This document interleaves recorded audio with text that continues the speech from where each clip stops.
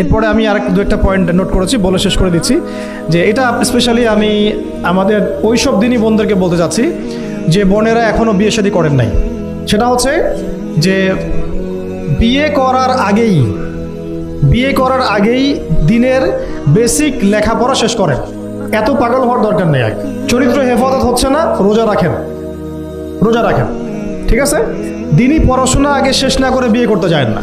বহু আলেমা যারা মাদ্রাসা লাইনের ছাত্রী ছিল, দিনই পড়াশোনা শেষ না করে বিয়ে পিড়িতে বসার কারণে কেরিয়ার ধ্বংস হয়ে গেছে।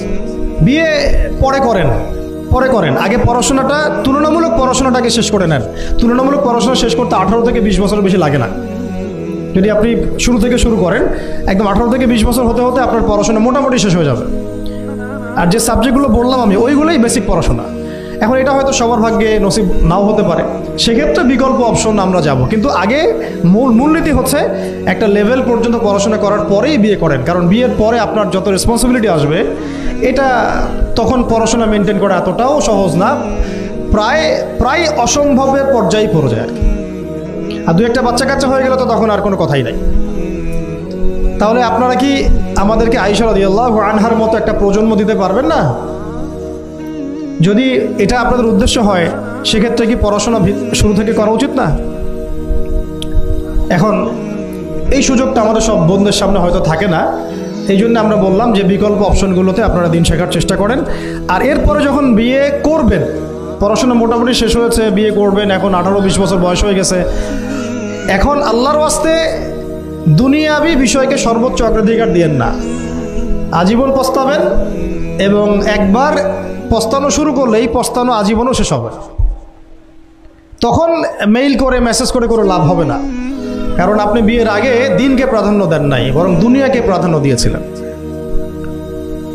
আপনি বিয়ের আগে দিনকে প্রাধান্য দেন নাই, বরং দুনিয়াকে প্রাধান্য দিয়েছেন। যখন আপনি সবসময় পরকালকে, আল্লাহকে, তার রাসূলকে প্রাধান্য দিবেন, দিনকে প্রাধান্য দিবেন, দুনিয়া আল্লাহই গুছিয়ে দিবেন। আর যখন আপনি দুনিয়াকে সর্বোচ্চ অগ্রাধিকার দিবেন, দিন আপনার কাছ থেকে দূরে সরে যাবে। দিনের একটা গায়রত আছে, একটা ব্যক্তিত্ব, দিনের একটা স্বতন্ত্র গায়রত আছে, সে সবার কাছে ধরা দেয় না।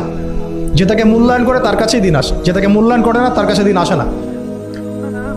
দিনদার ছেলেকে প্রাধান্য না দিয়ে বিয়ে করতে যায় না, জীবনটা ধ্বংস হয়ে যাবে। হ্যাঁ, আমি বলছি না দিনদার ছেলে মাদ্রাসাতেই থাকে না, ইঞ্জিনিয়ার লাইনেও থাকতে পারে, ডক্টরও হতে পারে, ইঞ্জিনিয়ারও হতে পারে, কিন্তু এটা বাহ্যিকভাবে এটাকে জাস্টিফাই করাটাও ডিফিকাল্ট। কিছু ক্রাইটেরিয়া দেখে আপনি একটু আন্দাজ করতে পারেন, পুরোপুরি হয়তো কখনোই বুঝতে পারবেন না। সেটা হচ্ছে দিনের প্রতি তার ফিকির কেমন, দিন নিয়ে তার কাজ কেমন, তার লাইফস্টাইল কেমন, তার পরিবার কেমন, কোন পরিবেশে সে বড় হয়ে উঠেছে, তার একাডেমিক্যাল সার্টিফিকেট কেমন, তারপরে তার দাওয়াতের মেহনতে অ্যাক্টিভিটিস আছে কিনা, বা ব্যবসা হালাল কিনা, বা চাকরির হালাল কিনা, নামাজ ঠিক আছে কিনা, তার মধ্যে সুন্নাহ আছে কিনা, এগুলো কিছু বাহ্যিক সাইন যেগুলো দেখে আমরা একটা আইডিয়া নিতে পারি। তারপরে বলবো যে এখানে 100% আপনি এনশিওর হতে পারবেন না।